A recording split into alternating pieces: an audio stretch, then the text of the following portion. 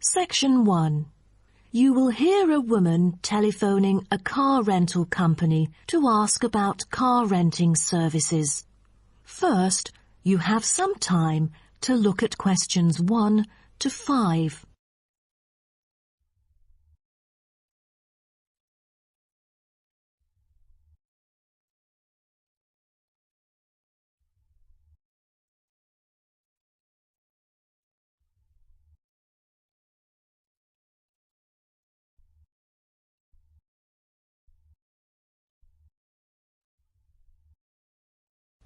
You will see that there is an example which has been done for you. On this occasion only, the conversation relating to this will be played first. Hello. First Choice Car Rental. How may I help you? Oh, good morning. I'm calling for some information about your car renting services. I'm an American, and I will be going on a family holiday to your city from Ohio next month. The woman says that she is an American, so American has been written in the space. Now we shall begin. You should answer the questions as you listen, because you will not hear the recording a second time. Listen carefully and answer questions 1 to 5. Hello. First Choice Car Rental. How may I help you? Oh, good morning. I'm calling for some information about your car renting services. I'm an American, and I will be going on a family holiday to your city from Ohio next month. Okay, no problem. It's our pleasure to serve you. Could you please tell me your name and contact information first? I'm Caroline. That's Caroline.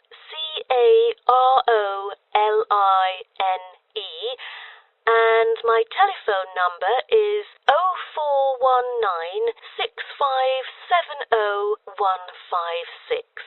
0419-6570-156. Okay, I've got that. And how can I send you our quotation? If you are satisfied with our arrangement, is email all right, or should I send it by post? The latter, please. I'm afraid I'd prefer to read it on paper. That's no problem. I'm considering renting a caravan for a week, but I don't really know the price range for it, since I haven't rented any car through that method before. I think it should be within my budget of $50. You know, we have various caravans at different renting prices, according to the class of vehicle, facilities inside, mileage, etc. I'd recommend the Explorer, taking your budget into consideration, which is of good value and will cost you $39 per day. Is that okay? Of course, that's fine for me. I know the Explorer. That could save me $11 each day. You know, a family holiday will be costly. That van is perfect. I'm glad that you like it. So, do you have any particular requirements about your room in the van? How many beds are there? 1 twin bed. But there are 3 of us. My mum, daughter, and me. So, can we add another bed? No problem. For the facilities, I think a kitchen is the most important. And, of course, the stove. Before you hear the rest of the conversation, you have some time to look at questions 6 to 10.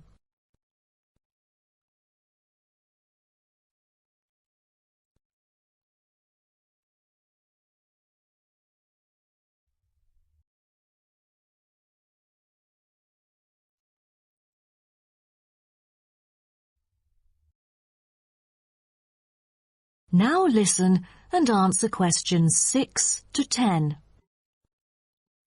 In our vans, such as Explorer, there are all the basic bedding materials you need, like pillows and blankets, as well as some equipment for daily life. And many things can be added into your room according to your needs, such as a coffee maker. Well, I need to have a heater in case it'll be cold at night, and a microwave, of course. All right, I've taken notes of all these things. Actually, all our vans should be taken from our company, which is not too far from the city centre, so we can pick you up from the centre for free. Is that okay? Oh, I'm afraid we'd better be picked up from the airport, as we are foreigners in your country and not familiar with the transport system. Is that all right? Yes, it is no problem. With that comes the information for the insurance. I need the driver's name and age. That is my daughter, Chris, who is 19, the youngest driver amongst us three. I'm sorry, but our company only accepts caravan drivers aged 25 or over, according to our regulations. So... Well, that would be me, Caroline, and I'm 49 years old. And where was your driving license issued? I mean the country. I've got a license in America, but I've also got one in Australia, which is still valid. Is it better for me to register the local one from your country? Yes, that might be better. So your registration number is... That is the end of section 1. You now have half a minute to check your answers.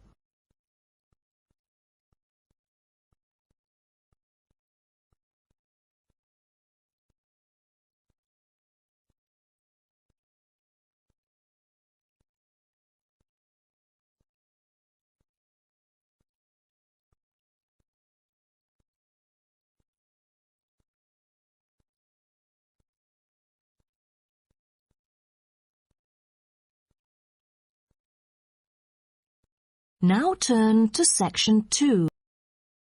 Section 2. You will hear a representative from Easy Travel Travel Agency explaining to some customers the benefits of her company. First, you have some time to look at questions 11 to 15. Now listen carefully and answer questions 11 to 15. Hello everyone. Now you're here because you're interested in travel, right? And you're in the right place. For Easy Travel, we have the best deals for the best locations. We specialize in eco-travel, or holidays designed to get you amongst nature, ignoring the hustle and bustle of big cities. So whether you want to hike in Nepal, as many people do, or follow some jungle paths in the rainforests of Queensland, we can give you the best deal. If you look at our office here, you'll see our overseas consultants. That's for trips overseas, obviously, to Europe, to North America, but primarily for the Asian market, which is generally more popular in this part of the world. Most people like that touch of the Orient, right? But they also like the domestic market, since this country offers its fair share of beautiful natural vistas. What about the deserts, anyone? What about some striking red rock gorges? Then talk to our domestic consultants who can arrange anything you want. But they deal with the accounts in the morning, so you'll need to talk to them in the afternoon. And remember, our office doesn't open at night, sorry to say. Now, around the outskirts and outer regions of this city, there are many beautiful places that you might not be aware of, and the advantages of these regional locations are many. Mostly by being closer, some of them can be done in a day tour. Yes, it's fast and convenient with none of those long-haul bus trips which often leave you cramped and uncomfortable and stuffing heavy suitcases into luggage racks. But I should tell you about our buses, those that are needed for the somewhat more distant holiday destinations.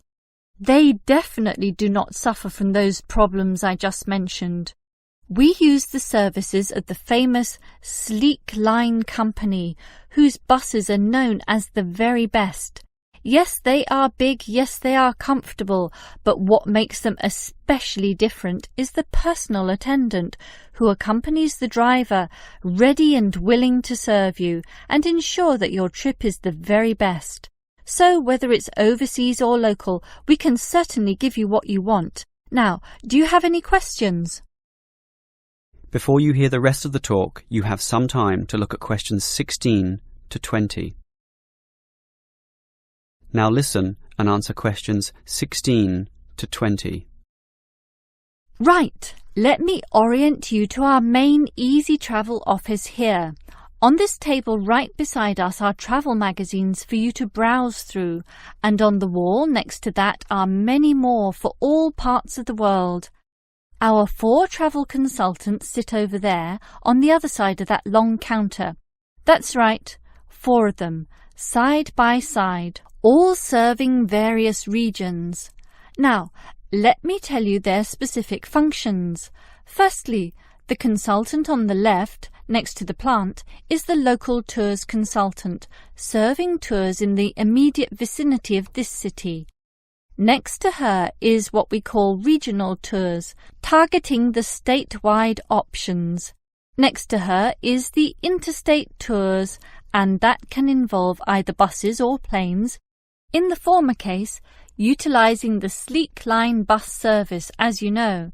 And finally, next to her in the corner is General Inquiries, which is self-explanatory. If you have questions of a general nature, rather than one relating to specific destinations, you can go there. Now, as I said, we can do international tours, and for that you need our big office, just through that door, the one between those two plants. However, if your international tour is in the Asian region, which is generally our most popular option, then we deal with that in a separate room, the one opposite international tours, but not the corner one. Just go through that door on the left, the one next to that cupboard. The door next to that is, in fact, our general office, so please don't go through there. That's reserved for staff members only. That is the end of section 2. You now have half a minute to check your answers. Now turn to section 3. Section 3. You will hear a man called Frank talking to Dr. Lindsay about what he should study if and when he returns for further classes. First, you have some time to look at questions 21 to 25.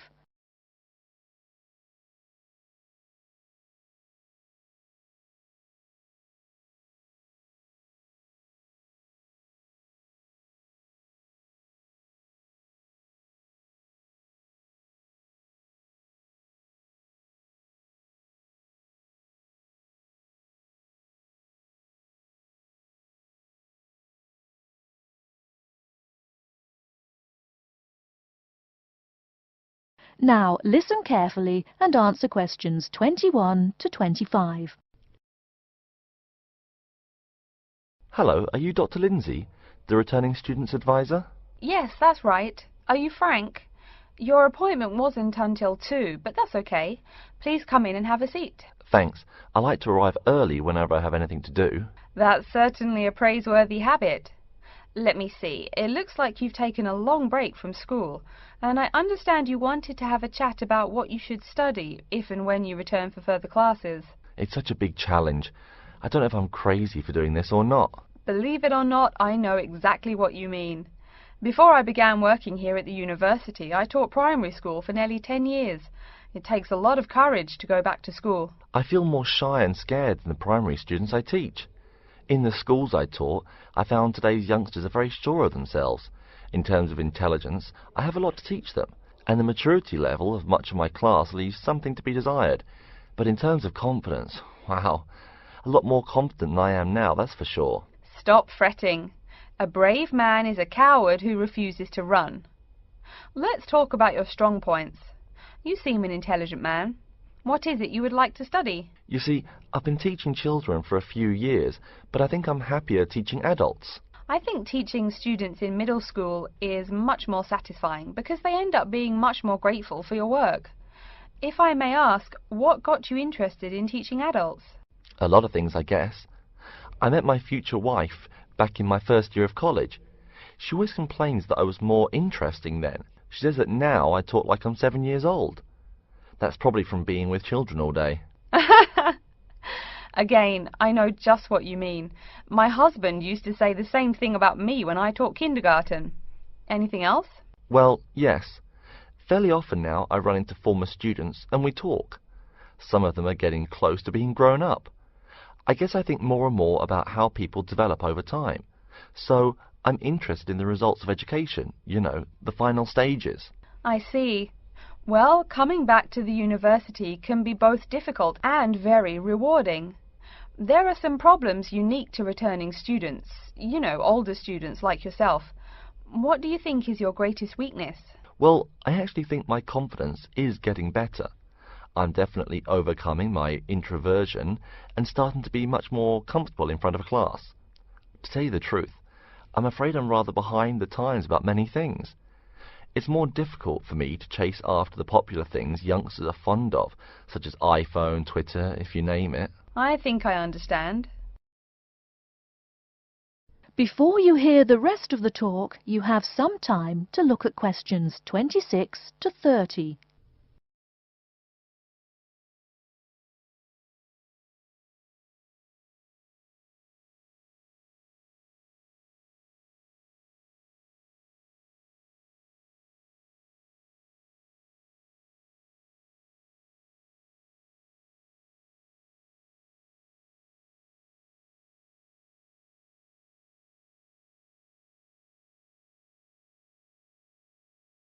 Now listen and answer questions 26 to 30. How old are you? 35? People at your age still go back to school for further education. I was a bit the same way. I mean, I didn't study at university till after I had a family, a husband and one child. My point of view was a lot different from your average 18-year-old girls, I can tell you. Gee, that sounds pretty rough. A family and college? Clearly you weren't unsuccessful, though. It was, Frank, it truly was. My first term at school was extremely stressful. But, excuse me, you're not here to listen to my life story. We're talking about your plans. Is there anything unique I should know about you or your past experience or plans? I'm afraid not. There is nothing interesting about my career or plans. It's really not too impressive. Now, I forbid you to talk like that. This is your one life, and if you're not interested, why bother living it? Don't be so humble, Frank. Okay. My wife says I'm a wimp. Let's talk about your dreams a bit. You want to teach adults, you said. What would you like to teach them? Well, when I first came to college, I really liked languages and literature. A lot of people have told me that for practical reasons, it would be more rewarding to choose business management as my major. But I made up my mind to study liberal arts once I got the idea of going back to school. I must say it's refreshing to meet someone who knows there's more to an education than computers and finance. Let's have a look at the university course catalogue. Excuse me, Dr. Lindsay, before we do that, could I maybe ask you some questions about changes in university life? I think I need to discuss that so I know what to expect. Of course, I'm here to help you. The biggest thing to get used to is the change in technology. Professors present things on huge screens, many of which are interactive computerized whiteboards. You can write on them still and use them like a touchscreen. They're really handy. No more sloppy scribbled notes on the projector. Let's see, I doubt you'll be living in student housing, so I won't go into all the improvements there. Another major change that you'll enjoy is the plethora of resources available for students. As a student, you have 24-hour access to the gym and library privileges that include the use of school computers to scan, copy and print, and of course the media library, which contains movies from all genres and most of the movies listed on AFI's top 100 movies of all time. The dining facilities are also not what they used to be. They offer choices for all diets, and you can expect a hot meal any time of day. Wow, things really have changed. I'll be sure to utilize all those great facilities in my time here. Thanks for all your help, Dr. Lindsay. I think that's all the questions I have for now. That is the end of section 3. You now have half a minute to check your answers.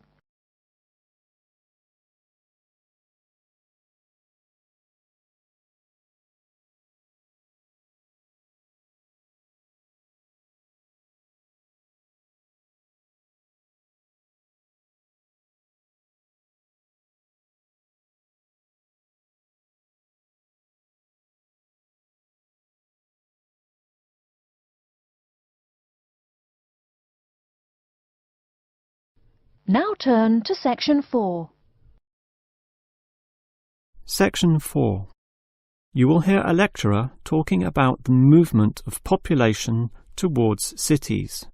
First, you have some time to look at questions 31 and 32.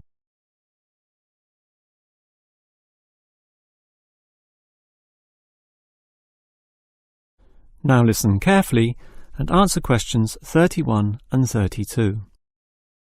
If you consider the farms of old, the type your father or grandfather grew up on, they were small and labour-intensive, requiring lots of workers. In addition, they often had a diversity of products, be that animal or vegetable, say cows and sheep, or oranges and lemons, with some peaches and a few chickens on the side for the production of eggs. The many workers involved raised their families who needed products and support services, such as medical clinics and schools, so the small country towns had mercantile activity, storefronts and community participation with all ages present and a distinct town culture. And how it has changed. Travel to any small country town in virtually any developed country, and you will often see that these places are now somewhat forlorn and deserted, lacking life and vigour. Many of the residents have long since moved towards the big cities, so the country areas have become depopulated and their downtowns empty. This phenomenon is so predictable and widespread that it even has a name, rural flight or rural exodus, and it has produced some fairly predictable problems. Before you hear the next part of the lecture, you have some time to look at questions 33 to 35.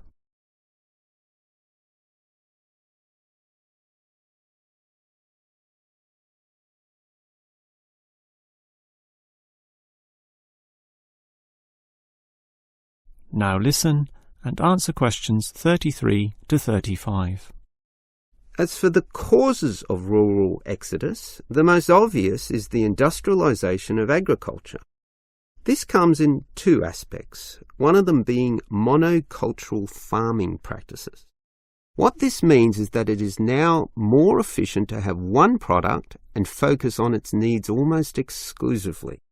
So, for example, animal husbandry will usually involve a single type of animal, say pigs, but with huge factory farming techniques, or, in other words, the second aspect, economies of scale.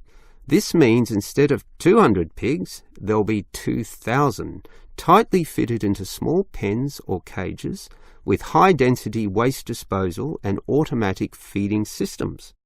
Yet, despite this huge size, it can all be controlled by just a dozen farm workers pushing the right button. You might not like it, but in a competitive market, the cheaper the overheads, the better, and one can't argue with market economics. It's simply the way of the modern world, and it has changed the face of rural districts, mostly for the worst. Before you hear the rest of the lecture, you have some time to look at questions 36 to 40.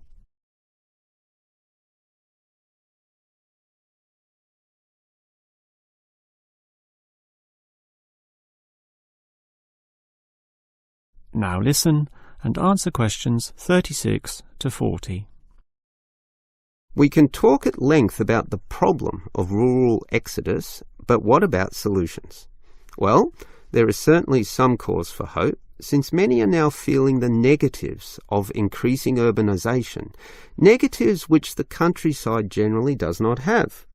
Thus, tourism, for example, is certainly one avenue of revenue and revitalisation. The most important consideration here is that the local residents themselves participate in developing such initiatives and deciding what happens, since outsiders, be they state government or city-based planners, do not fully understand the local settings, the possibilities which may be on offer, or the town culture, since even small rural areas can be highly distinctive from neighbouring ones. For example, the Daylesford area has developed a tourist industry based on the natural springs there, putting forward the angle that this water is relaxing and revitalising for the health.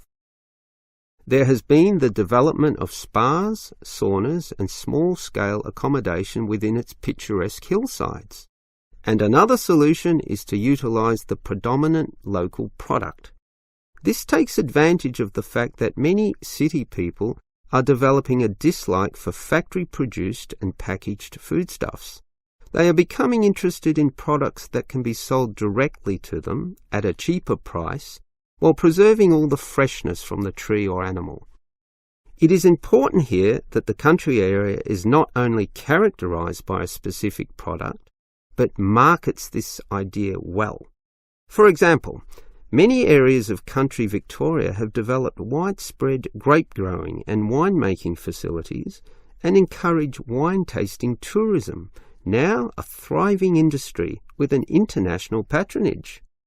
Similarly, Harcourt is famous for apples, Shepparton for mature cheeses, and Mildura for its citrus products.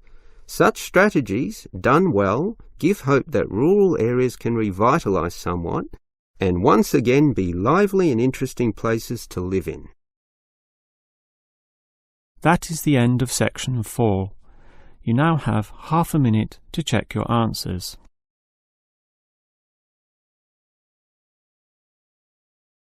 That is the end of the listening test.